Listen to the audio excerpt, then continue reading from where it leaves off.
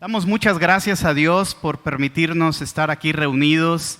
Hemos alabado a nuestro Dios, hemos exaltado a nuestro Dios. Hemos cantado de tal manera que nuestro corazón se goza en el Dios de nuestra salvación. Hemos preparado también nuestro corazón para recibir su palabra, para ser alimentados con la palabra del Señor, con ese alimento espiritual para nuestra alma. Y el día de hoy, hermanos, vamos a continuar con la gloria implica sufrimiento. La gloria implica sufrimiento. Y qué interesante, lo veíamos la semana pasada, algo que nos ayudará en gran manera en medio de las pruebas difíciles es esperarlas, hermanos. Es esperarlas. Ya que al vivir en un mundo caído, en un mundo habitado por pecadores, lo único seguro es el sufrimiento. Y no debemos como creyentes sorprendernos por ello. No debemos sorprendernos cuando aparezcan problemas, cuando aparezcan dificultades, cuando haya adversidades, aún más si vivimos conforme a la voluntad de Dios. Si tú y yo queremos agradar al Señor, queridos hermanos, estaremos viviendo de una manera contraria a cómo vive este mundo. Estaremos viviendo de una manera totalmente diferente y ajena a cómo viven los hombres sin Dios. Por lo tanto, debemos de seguir confiando en Él y tener en mente algo. Él ha vencido. Él ha vencido. En el contexto de la carta de Pedro que hemos estudiado, que estamos estudiando y la cual seguiremos escudriñando también en esta mañana, vemos que los creyentes estaban sufriendo, hermanos. Era el siglo I. Alrededor del año 63 aproximadamente es cuando Pedro escribe esta carta. Pablo ya ha escrito y ha hablado acerca de que debemos esperar tribulación, aflicción, pero que ninguna de ellas se compara con la gloria que ha de manifestarse. Ahora Pedro también está animando, alentando a sus lectores. Quiero que veamos que Pedro es un pastor. Pedro ama a sus lectores, a los destinatarios de esta carta. Y ellos están sufriendo. Y pudiéramos imaginarnos que Pedro les pudiera decir: miren, no se preocupen, si ustedes han creído en Cristo, los problemas van a terminar, van a acabarse, van a tener su mejor vida ahora. Y no, hermanos, no fueron las palabras que Pedro escribió a sus lectores. Al contrario, hermanos, al contrario.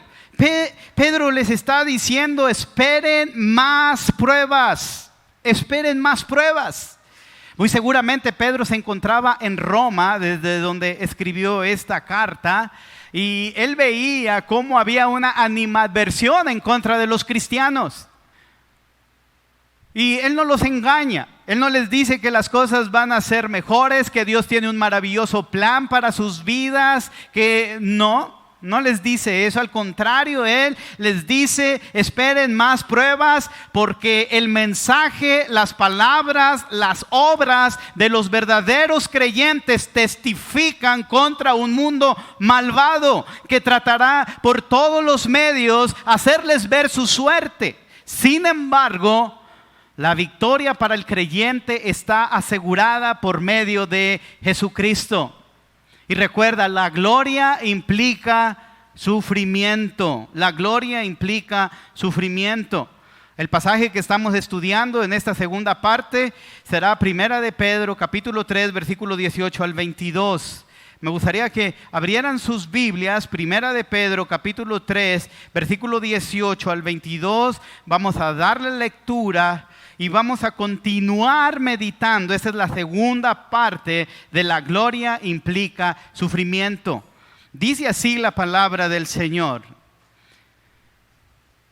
porque también Cristo padeció una sola vez por los pecados, el justo por los injustos, para llevarnos a Dios, siendo a la verdad muerto en la carne, pero vivificado en espíritu, en el cual también fue y predicó a los espíritus encarcelados, los que en otro tiempo desobedecieron cuando una vez esperaba la paciencia de Dios en los días de Noé, mientras se preparaba el arca, en la cual pocas personas, es decir, 8, fueron salvadas por agua.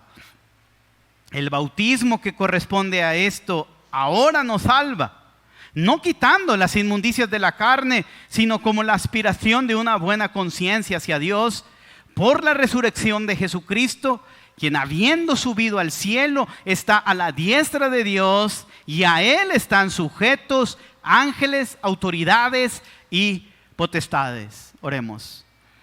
Señor, te damos gracias por tu palabra. Señor, queremos ser edificados con ella, queremos ser consolados con ella, fortalecidos con ella, queremos ser desafiados con ella. Señor, queremos que tu palabra more en abundancia en nuestras vidas, Señor. Sabemos que tu palabra, oh Dios, convierte el alma, tu palabra hace sabio al sencillo, tu palabra hermosea el rostro, tu palabra, Señor, es el alimento que nuestra alma necesita, mi Dios. Gracias porque es lámpara a nuestros pies y lumbrera a nuestro camino. Gracias, Señor, porque es más dulce que la miel y que la que destila del panal. Señor, gracias por tu bendita palabra. Queremos honrarte al estudiarla, al recibirla con mansedumbre, y te pedimos, Padre, que tú nos animes a través de ella. Te damos gracias en el nombre de Cristo Jesús. Amén. En el pasaje que hemos leído, mis queridos hermanos, podemos ver tres eventos mediante los cuales Jesús garantiza la victoria y la gloria del creyente. ¿Cuáles son esos tres eventos? Su muerte, su resurrección y su ascensión. Podemos verlo de una manera tan clara, tan palpable en este pasaje. Ahora, ya hemos visto los dos primeros eventos. Hemos visto la muerte, hemos visto la resurrección. Ahora, también ya dejamos claro que estos tres eventos nos muestran el propósito del sufrimiento de Cristo, el cual lo podemos ver en el versículo 18. Mírelo. Porque también Cristo sufrió, porque también Cristo padeció una sola vez por los pecados, el justo por los injustos. ¿Cuál es el propósito? ¿Cuál es la meta? Para llevarnos a Dios, para llevarnos a Dios. Eso fue lo que costó tu salvación y mi salvación. Eso es la obra de expiación. Esos son tres eventos importantísimos: la muerte, la resurrección y la ascensión. Ahora, ya hablamos de el primer evento, la muerte, y veíamos cómo una sola vez. Vimos también el justo por los injustos. Como dice el versículo 18, observen, padeció, sufrió, y esto abarca también la muerte. Una sola vez. Este es un contraste increíble con el montón de sacrificios que se ofrecían en el Antiguo Testamento, los cuales no podían, ¿verdad?, quitar de en medio el pecado, sino simplemente apaciguaban temporalmente la ira de Dios por el pecado, y tenían que ofrecerse de manera continua, y no solamente por el pueblo, sino que el sumo sacerdote primero tenía que ofrecer sacrificios por sí mismo y también por el pueblo, y esto lo hacía cada año. Inclusive mencionábamos que en el día de la Pascua se derramaba alrededor de 1/4 de millón de animalitos eran sacrificados, hermanos. Imagínate el olor a sangre, imagínate cómo se dice que el torrente del Cedrón se tornaba en color rojo por toda la sangre que era derramada. Queridos hermanos, y una sola vez, un sacrificio perfecto, suficiente, el que presentó nuestro Señor Jesucristo para el perdón de nuestros pecados. Dijo bien Juan el Bautista, he aquí el Cordero de Dios que quita el pecado del mundo. Ahora no solamente hablamos acerca de su muerte, sino también de su resurrección. Cristo era demasiado grande para que la tumba lo retuviera. Cuando parecía que Cristo había sido derrotado, cuando sus discípulos, aquellos que habían creído en Él, estaban a punto de darse por vencido, y eso lo tenemos plasmado en el camino a Emaús, cuando ellos dijeron, teníamos la esperanza de que era Él quien iba a redimir a Israel. Y justamente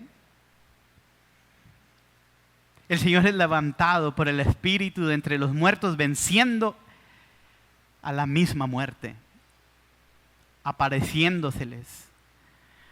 Hay algo que ni siquiera aquellos que estudian la mente y la conducta del ser humano pueden explicarse.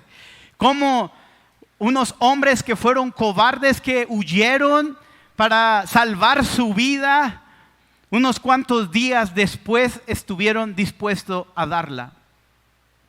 Y es porque vieron al Cristo resucitado. Y es porque se acordaron de todas aquellas palabras que les había hablado y que era necesario que el Cristo padeciese y que fuera muerto, pero que al tercer día resucitaría de los muertos, venciendo la muerte.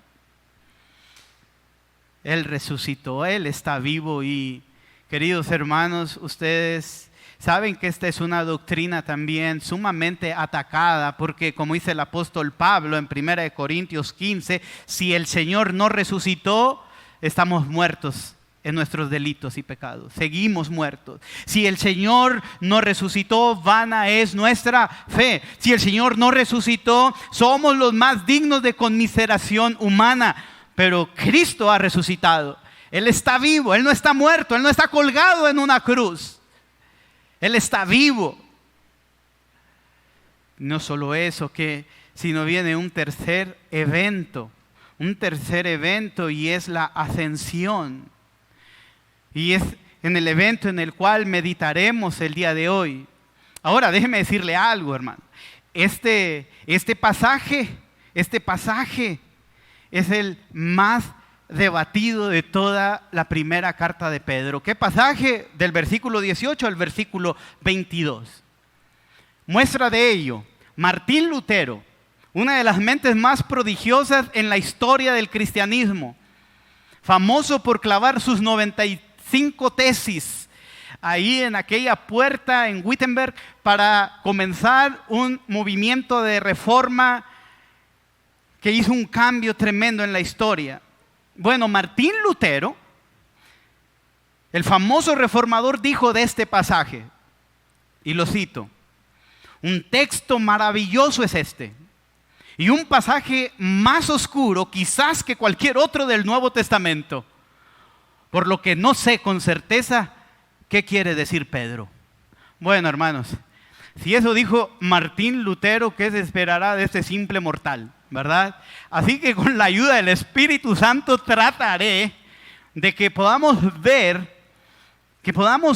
lo que este pasaje significa. Ahora, es importante mencionar que el debate se centra en los detalles. Escucha bien, el debate se centra en los detalles del pasaje, no en su punto principal, que es destacar, enfatizar la victoria de Cristo a pesar del sufrimiento que padeció. En ello no hay debate. En ello hay un común acuerdo. Este pasaje destaca, este pasaje enfatiza la victoria de Cristo a pesar del sufrimiento que padeció. Este pasaje nos muestra el propósito por el cual Cristo sufrió es llevarnos ¿a quién? A Dios. Esa es la enseñanza principal, ese es el punto principal. Y a través de los tres participios que encontramos, murió, resucitó y ascendió, a través de las palabras en el versículo 18, muerto, vivificado y fue. Todos esos los encontramos versículo 18 y versículo 19. Son interesantes, hermanos, son 3 verbos. Si puede usted subrayelos. Muerto, vivificado y en el versículo 19 fue. Así que estos tres verbos nos ayudan a darnos cuenta que cómo fue que pudo cumplir el propósito de llevarnos a Dios. Es por eso que estamos viendo 3 eventos que mediante los cuales Jesús garantiza la victoria y la gloria del creyente. Y el día de hoy estaremos meditando en el tercer evento, en la ascensión. Así que es importante que no perdamos de vista eso y también tener en mente cuál es el propósito de Pedro, animar a sus lectores, los cuales estaban padeciendo persecución, los cuales estaban siendo señalados, oprimidos, difamados, y Pedro le está diciendo, la cosa se va a poner un poquito peor, ¿verdad? Entonces tenemos que tomar en cuenta esto, hermanos. Siempre al momento de sentarnos a interpretar, a estudiar un pasaje, tenemos que conocer el contexto. ¿Cuál era la intención del autor al momento de escribir a sus lectores originales? Antes de pensar en nosotros, pensamos a quienes dirigió la carta.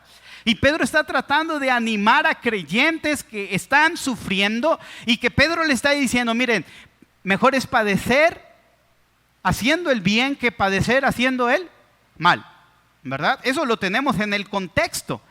Ya vimos en el contexto, en el capítulo 3, versículo 13, ¿y quién es aquel que os podrá hacer daño si vosotros seguir el bien? Si seguís el bien.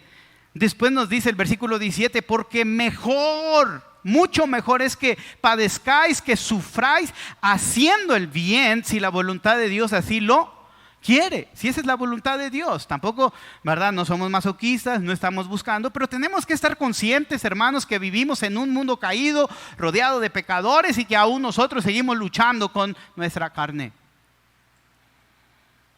Entonces, el texto nos indica que Jesús sufrió, el texto nos indica que Jesús murió, que Jesús resucitó, pero también que Jesús subió al cielo y que está a la diestra de Dios. Observa el versículo 22, cómo concluye el capítulo 3. Observa esto, quien habiendo subido al cielo está a la diestra de Dios y a Él, a Jesús, a Cristo, están sujetos ángeles, autoridades y potestades.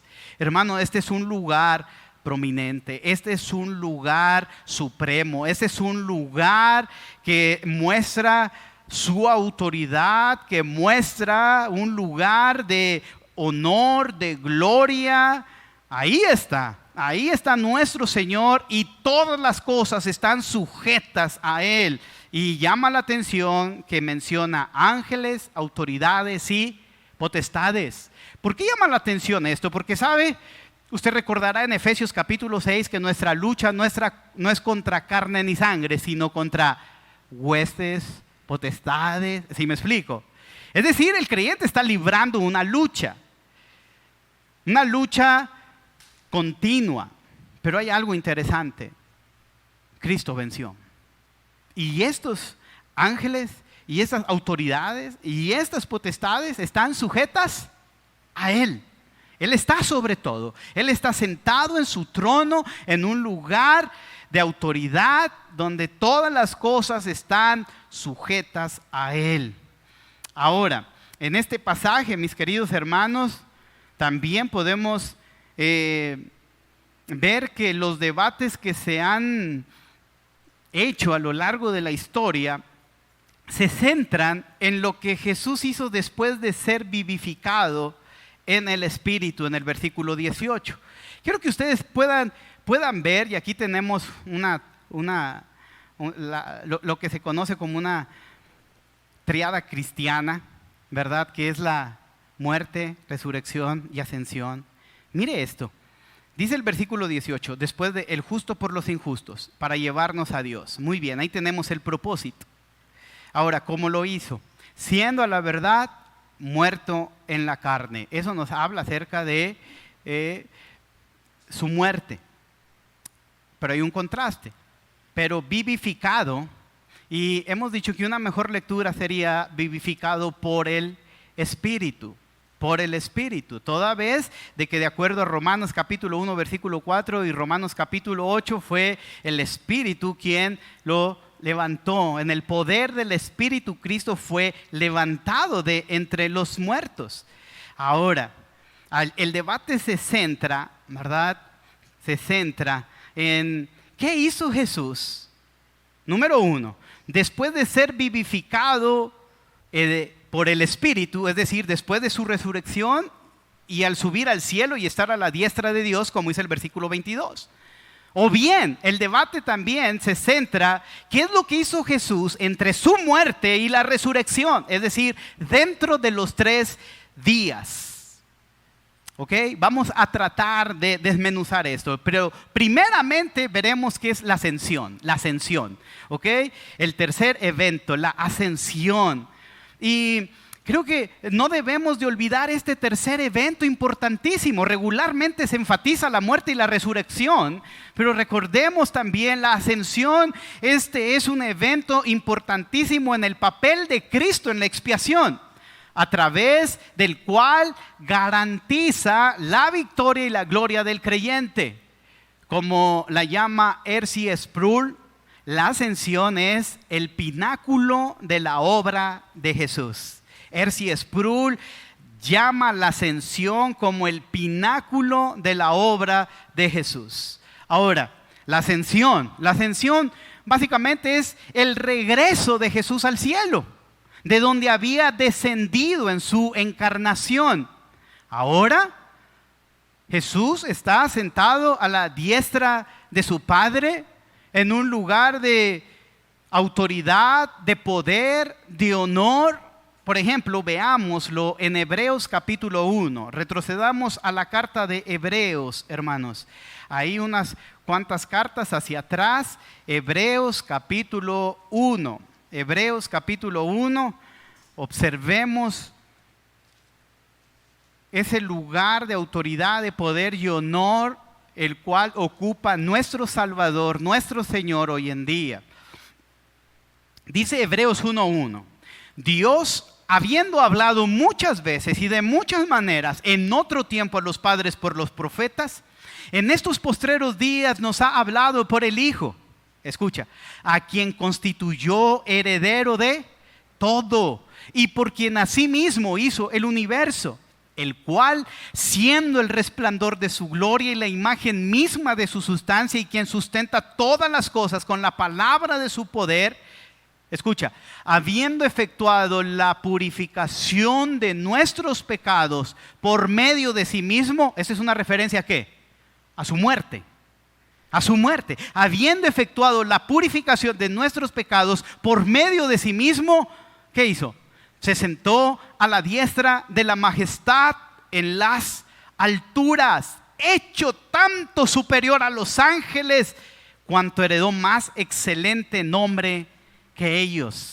Y la carta a los Hebreos nos habla acerca de la superioridad de Cristo. La superioridad de Cristo sobre los ángeles, la superioridad de Cristo sobre el sacerdocio del Antiguo Testamento, la superioridad de Cristo sobre Moisés, la superioridad de Cristo. Y podemos ver cómo después de haber dado su vida, efectuado la purificación de nuestros pecados por medio de su muerte, se sentó a la diestra de la majestad en las alturas.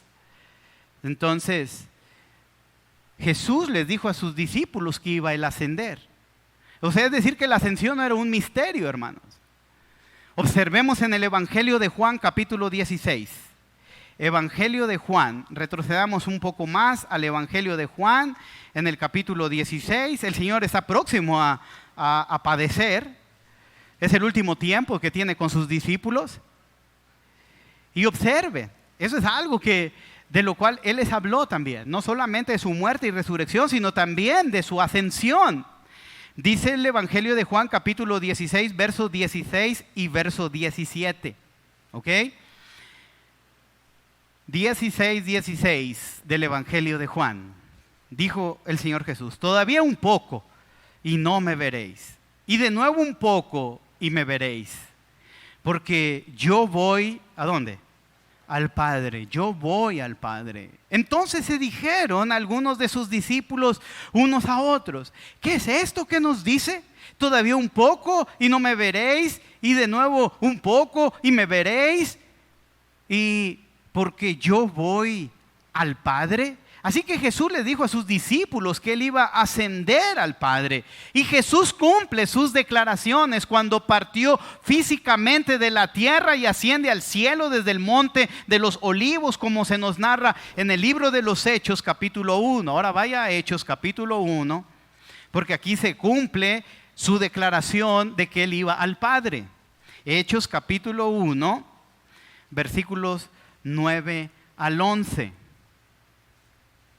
Observe. Hechos capítulo 1, versículo 9. Y habiendo dicho estas cosas,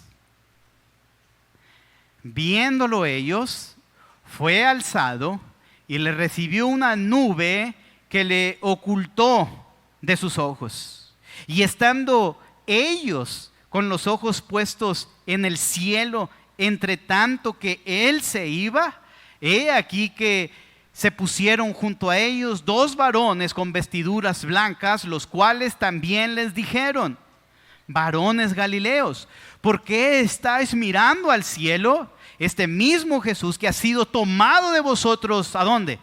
Al cielo, así vendrá como le habéis visto ir. ¿A dónde? Al cielo. Entonces básicamente vemos que Jesús cumple sus declaraciones de que Él iría al Padre. Y posteriormente a la ascensión, esta es confirmada por la visión de Esteban, hermano. Vaya a Hechos capítulo 7.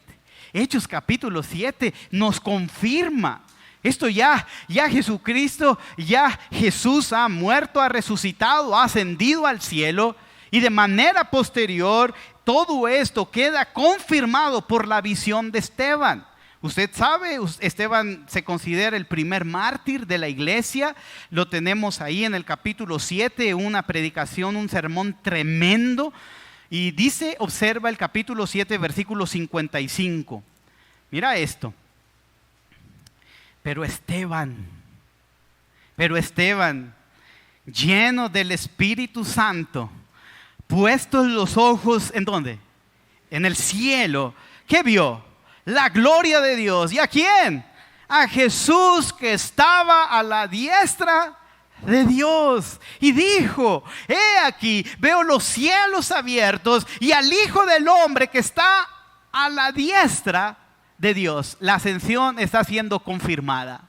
Así que esto es algo maravilloso, hermanos. Primeramente, vemos cómo el hecho de que Jesús haya ascendido a un lugar de honor, de supremacía, de autoridad, a donde todas las cosas están sujetas a Él. Él habló a sus discípulos que iba a ir al Padre. Se cumple esa declaración en Hechos capítulo 1, y después tenemos la visión de Esteban que confirma la ascensión de el Señor. Así que básicamente cuando hablamos de la ascensión, básicamente estamos hablando acerca de que es el regreso de Jesús al cielo de donde había descendido. Ahora, hay varios resultados de la ascensión.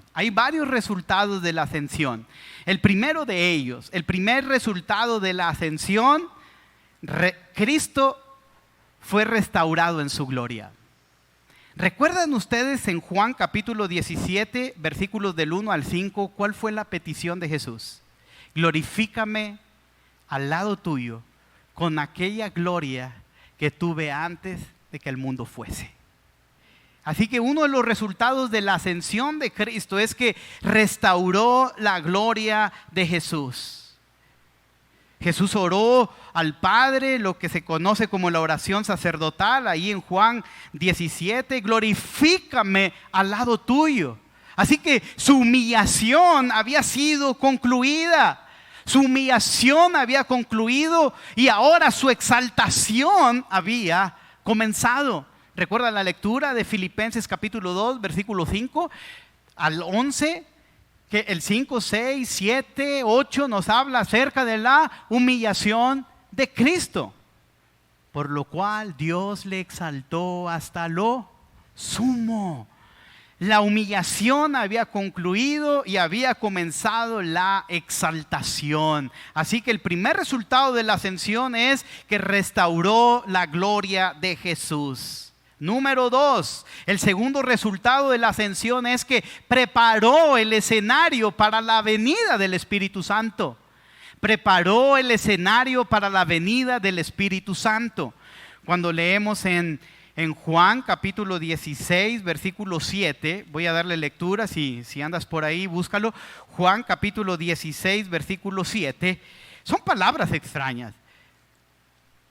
Juan 16, 7 dice: pero yo os digo la verdad, os conviene que yo me vaya. Jesús diciéndole a sus discípulos, ¿les conviene que yo me vaya? Sí, porque eso preparó el escenario para la venida del Espíritu Santo. Dice el versículo 7, mire, pero yo os digo la verdad, os conviene que yo me vaya. ¿Por qué? Ahora viene la explicación, la razón. Porque os he dicho estas cosas. Os conviene que yo me vaya, porque si no me fuera, ¿qué dice?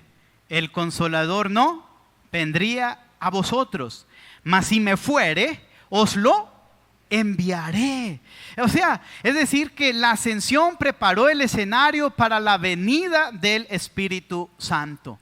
Y ahora, ¿sabe cuál es uno de los ministerios actuales de nuestro Señor Jesús? ¿Qué hace por el creyente? Intercede. Es nuestro paracleto, es nuestro abogado delante del Padre. Ese es el tercer resultado de la ascensión de Cristo, es que intercede por nosotros. Así que se da cuenta la importancia de la ascensión. Los resultados de la ascensión: restauró la gloria de Jesús, preparó el escenario para la venida del Espíritu Santo e intercede por nosotros, tal como dice Romanos capítulo 8, versículo 34. Voy a darle lectura, Romanos 8, 34. Escúchelo con atención. Dice, observe, ¿quién es el que condenará? Cristo es el que murió, más aún el que también resucitó, el que además está a la diestra de Dios, el que también intercede por nosotros. ¿Se da cuenta ese orden? O sea, Cristo es el que murió, y no solamente eso, más aún es el que también resucitó y el que además está a la diestra de Dios, es decir, el que ha ascendido. ¿Y qué hace el Cristo ascendido? Intercede por nosotros. Oh, hermanos, mire, no podemos tener un mejor abogado que Cristo. Él está ahí intercediendo por nosotros. Ahora vemos que nos convino que Él se fuera. ¿Por qué? Porque nos envió al Consolador, a otro de la misma esencia, al Espíritu Santo, el cual mora en nosotros. Y además tenemos un abogado, hermano, que no descansa. Un abogado que está ahí continuamente intercediendo por nosotros. Ahora, así que en el capítulo 3 de Primera de Pedro, regresemos a nuestro pasaje. Era interesante que tuviéramos que ver la ascensión y los resultados de la ascensión. Volvamos a nuestro pasaje. Ahí tenemos los tres elementos de la función expiatoria de Cristo: la muerte, la resurrección y la ascensión. Ahora, esta afirmación plantea tres preguntas. ¿A dónde fue Cristo?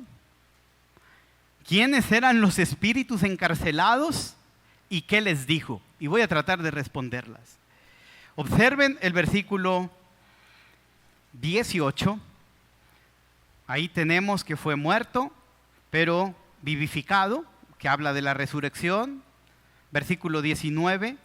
Fíjense bien, hermanos, cómo vivificado en el Espíritu o por el Espíritu, en el cual también fue y predicó a los espíritus encarcelados. Ahora, recuerda que le mencioné que ese fue es importante.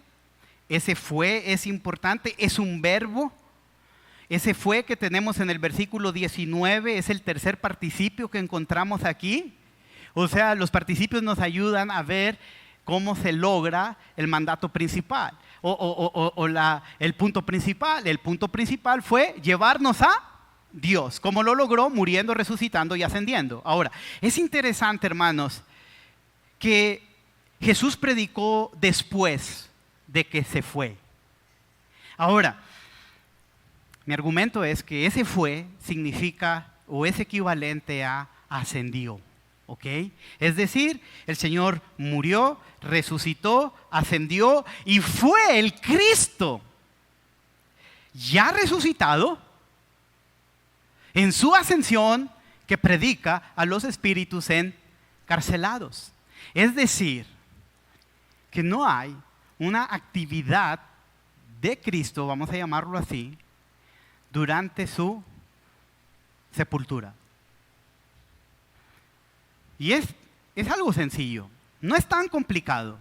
Ustedes recuerdan cuando Jesús estaba en la cruz del Calvario, ¿recuerdan? Y recuerdan que había al menos ahí dos ladrones, ¿verdad?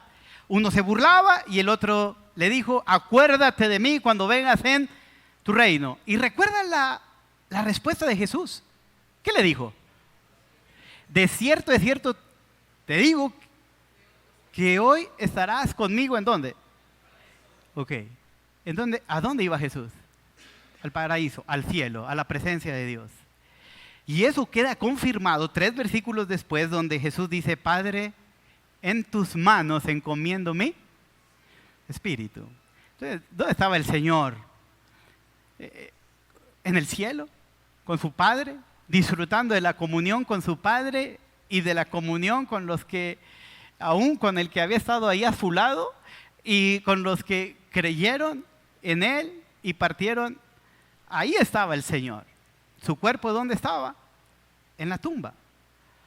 Entonces, mucho se ha discutido qué fue lo que hizo Jesús entre su muerte y su resurrección.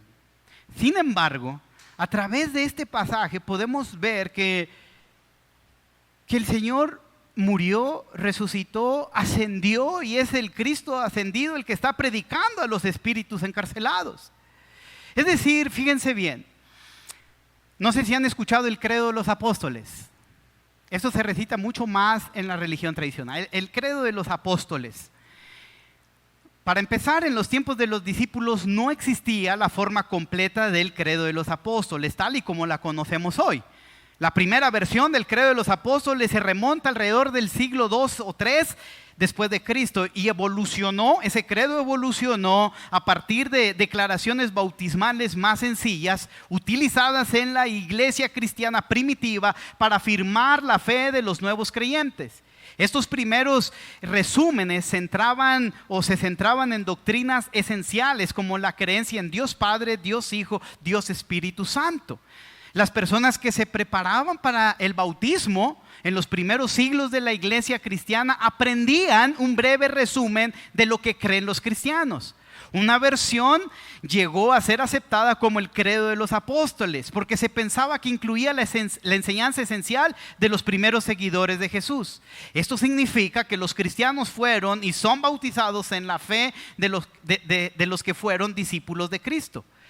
Es probable que esta declaración haya surgido como respuesta a los desafíos teológicos y a la necesidad de una expresión clara de la fe cristiana.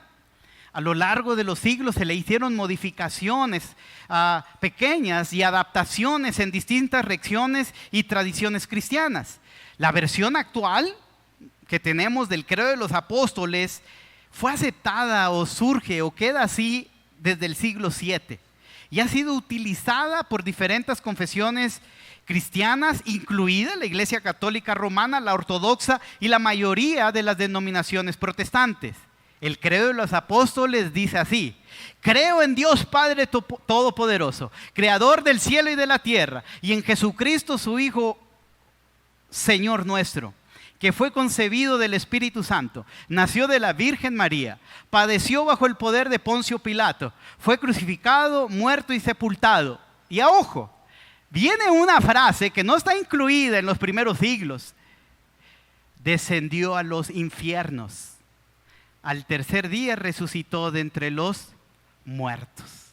Es decir, es que gracias a este credo apostólico que ha ayudado muchísimo ¿verdad? ¿Por qué? Porque confirma o afirma las doctrinas esenciales de los creyentes. Creo en un Dios Padre Todopoderoso, Creador del cielo y de la tierra, en Jesucristo su Hijo, Señor nuestro, que fue concebido del Espíritu Santo, nació de la Virgen María, padeció bajo el poder de Poncio Pilato, fue crucificado, muerto y sepultado. Pero la siguiente frase es lo que ha generado mucho debate. Descendió a los infiernos. Al tercer día resucitó de los muertos. Tal pareciera que este credo lleva a mencionar que ¿qué fue lo que Jesús hizo una vez que murió y antes de resucitar? Descendió a los infiernos. Ahora, aunque el credo de los apóstoles conserva la tradición eclesiástica que se refiere al descenso de Cristo, algunos dicen que efectivamente Jesús fue al reino de los muertos a rescatar a los santos del Antiguo Testamento. Otros que fue a predicar una segunda oportunidad a los muertos no convertidos. Otros dicen, sí, fue a los infiernos para sufrir completamente el castigo por nuestros pecados. Fue a quitarle el poder al diablo. Sin embargo, creo que ninguna de estas es algo viable. Algunos teólogos medievales interpretaron esa frase del credo apostólico de descendió a los infiernos más como un castigo que como un lugar.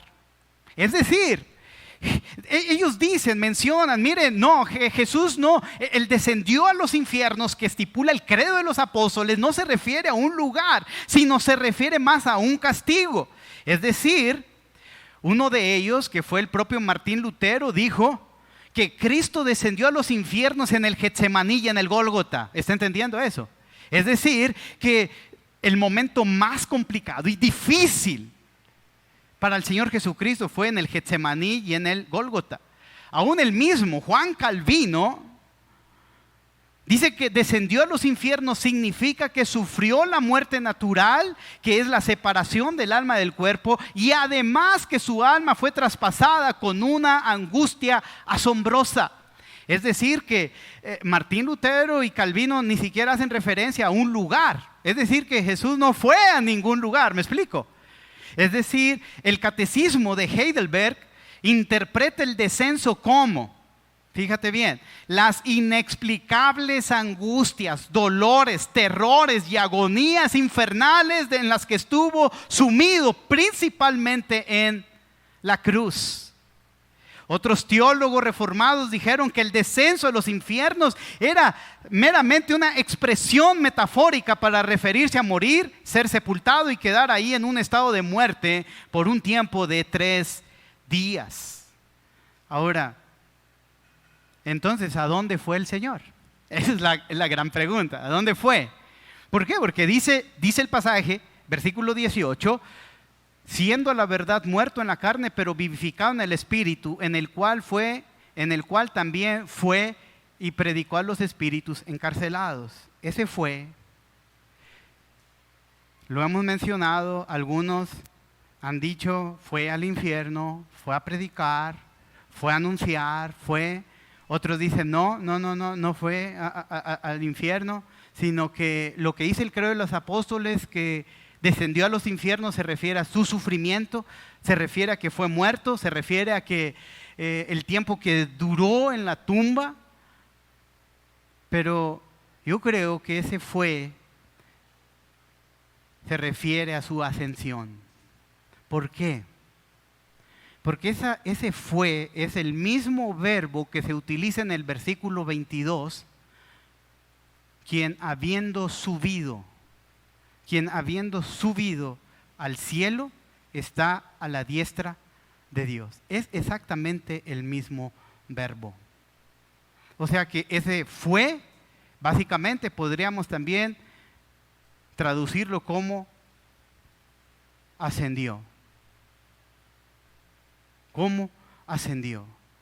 Ahora, la Escritura nunca nos dice que Cristo descendió a los infiernos, hermanos. Nunca nos dice eso. Cristo nunca ascendió a los infiernos, pero sí dice que descendió en su encarnación. Él descendió, se hizo hombre y vino a este mundo Ahora, también la palabra infierno a veces se traduce en términos hebreos como Seol o el griego Hades, y se puede referir tanto a la muerte como a la tumba. Y creo que unido a este término de la tumba encontramos la idea de la pérdida de todo honor y la total humillación. Creo que la cruz y la tumba es la total humillación, por lo cual la frase descenso de Cristo a los infiernos consiste en una extrema humillación tanto en el alma como en el cuerpo. En el alma al sufrir la ira de Dios en la cruz, y para su cuerpo en la muerte y sepultura, su estadía allí por un tiempo. Ahora, no creo que esa descender a los infiernos sea algo literal, que haya descendido a los infiernos. Por la declaración que veíamos hace un rato del Señor al ladrón arrepentido. De cierto te digo que hoy estarás conmigo en el paraíso. Hay una promesa, tiene que ver con la comunión con Cristo en su reino. Además que Cristo encargó su alma al Padre antes de morir. Por lo tanto, la promesa al ladrón, como al encomendar el alma a su Padre, nos muestra que el Espíritu de Cristo entró triunfalmente en el cielo inmediatamente después de su muerte para tener comunión con el Padre y con los espíritus de los creyentes que murieron antes de él. Así que ahí en el versículo 19 observamos que el verbo del texto no es tanto descender, no es que no debemos de leerlo en el cual también descendió y predicó a los espíritus, sino podemos leerlo en el cual también ascendió. ¿Y qué significa ascender? Ir, ¿verdad? Es decir, ese verbo que se utiliza es un verbo que significa simplemente ir. Ir. ¿A dónde dijo que iría? Al Padre. ¿Qué es la ascensión? El ir al Padre. Ahora, eso es algo interesante, hermanos, porque es ahí en donde se dan los debates, ¿no? Donde si fue y a los infiernos a predicar. Claro, eso la religión tradicional le ha fascinado porque dice, bueno, ahí está, ¿no? Hubo una segunda oportunidad para los muertos. Ahora, yo le pregunto, ¿eso animaría a los lectores de Pedro, hermanos? Recuerda que tenemos que tener en mente a los lectores de Pedro. ¿Cuál era la idea? ¿Cuál sería la idea de Pedro al escribir a sus lectores? Miren, padezcan como Cristo, el cual murió y el cual resucitó y fue y predicó a los infiernos una segunda oportunidad. ¿Qué dirían sus lectores? Vamos, hoy estamos sufriendo aquí. Hay una segunda oportunidad después de que estamos sufriendo. Hombre, ya sabemos que hay una segunda oportunidad, ¿verdad? Comamos, bebamos, disfrutemos ¿verdad? Y en la segunda oportunidad y aprovechamos. ¿Ustedes, esa sería la interpretación? Claro que no. ¿Qué le estaba diciendo el apóstol Pedro? ¿Cuál era la intención de Pedro? ¿Qué podría animar a sus lectores? Miren, padezcan como Cristo padeció, sabiendo esto, que Él murió, Él resucitó y Él ascendió. Y le ha declarado a esos demonios, le ha declarado a ellos que Él es victorioso y que ellos están derrotados. Ustedes pueden confiar aún en medio de las peores circunstancias porque nuestro Señor ha vencido. Eso sí trae fortaleza, eso sí trae consuelo, eso sí trae fe, eso trae esperanza. Y es por eso que, hermanos, Cristo no descendió a los infiernos. Cristo subió al cielo. Eso es. Cristo subió a los cielos. Ahora, es algo interesante porque aún queda la pregunta, ¿quiénes son los espíritus encarcelados, no? O sea, ya respondimos, ¿a dónde fue? ¿Al infierno? No, ¿a dónde? Al cielo. Allá fue, como Él lo dijo, como Él lo prometió, como Esteban lo confirmó, como la gramática nos lo muestra, versículo 19 con el versículo 22, el mismo verbo habla acerca de subir. Entonces respondemos a la pregunta, ¿a dónde fue? Al cielo. Ahora, ¿quiénes son los espíritus encarcelados? Es algo interesante. ¿Espíritus encarcelados? La Biblia habla de espíritus encarcelados y la respuesta es sí. Aquí hay otro debate. ¿Los espíritus encarcelados son humanos? Y creo que la mayoría de las veces que refiere a espíritus, habla acerca de seres angelicales y de seres angelicales caídos, ¿verdad? Entonces, ¿quiénes son esos espíritus encarcelados? La Biblia nos puede dar más luz acerca de esto, sí, y es el mismo Pedro en su segunda carta. Vaya a la segunda carta de Pedro, capítulo 2, versículo 4. Segunda de Pedro, capítulo 2, versículo 4, y dice así la palabra del Señor: porque si Dios no perdonó a los ángeles que pecaron, sino que arrojándolos al infierno los entregó a prisiones de oscuridad.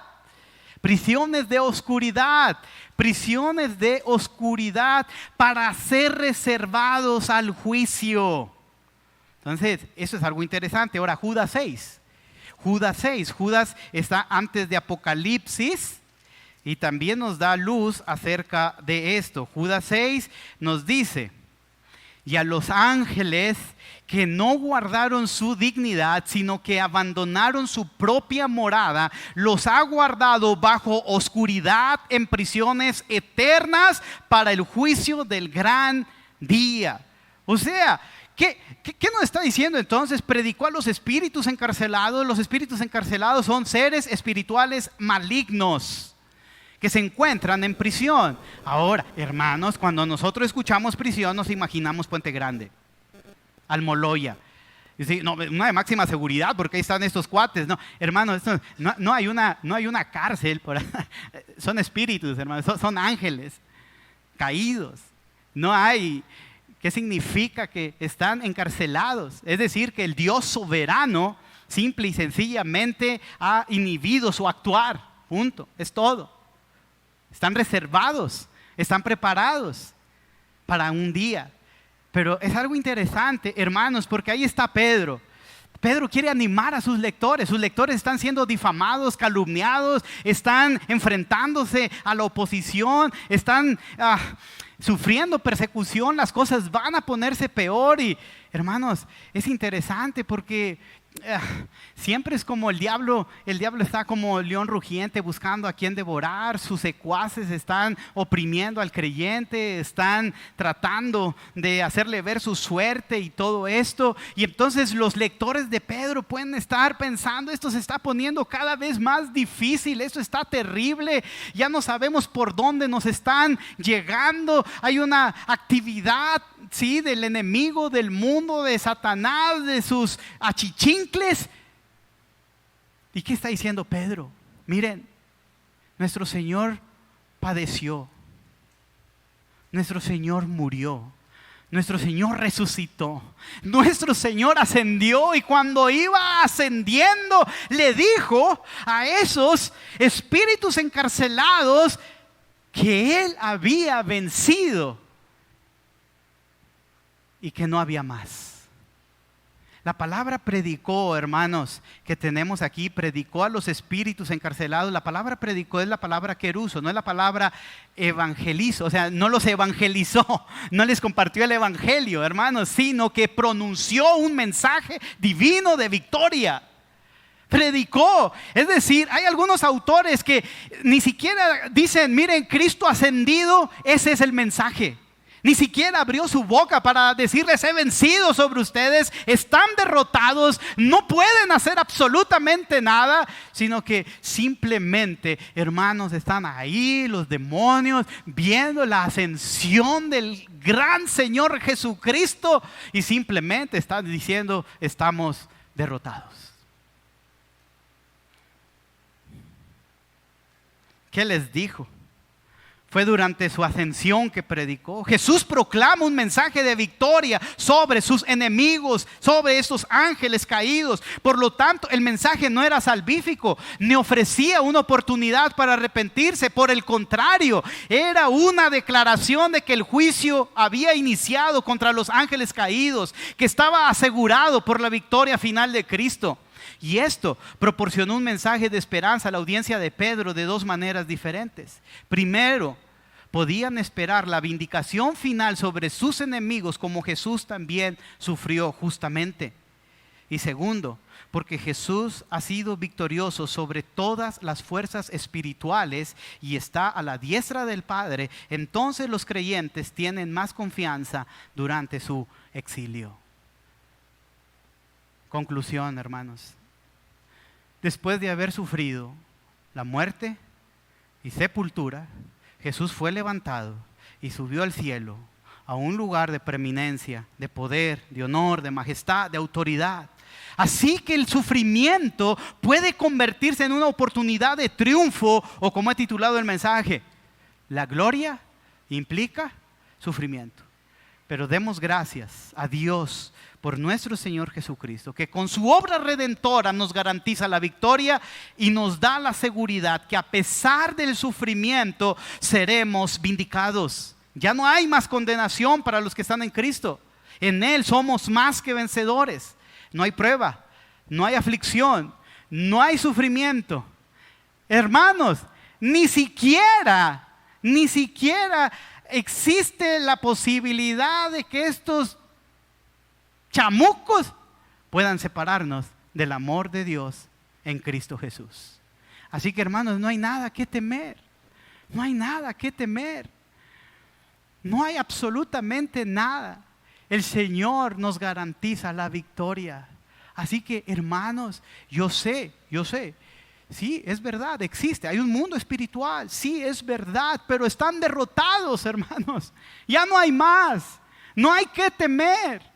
No, es que mira, yo siento que aquí, hermano, ¿quién es el que está con usted? El que los venció y los exhibió públicamente, triunfando sobre ellos en la cruz del Calvario. Así que apague el foco y duerma y diga, en paz me acostaré, porque así mismo dormiré y tú me harás roncar a gusto. ¿Verdad? Que se oiga, hermanos, ya no hay. Cristo venció. Así que cuando empiece ahí con esas cosas y que escuchaste, duérmete, hombre. Mayor es el que está con nosotros que el que está contra nosotros. Eso nos da seguridad, hermano. No hay nada, no hay nadie.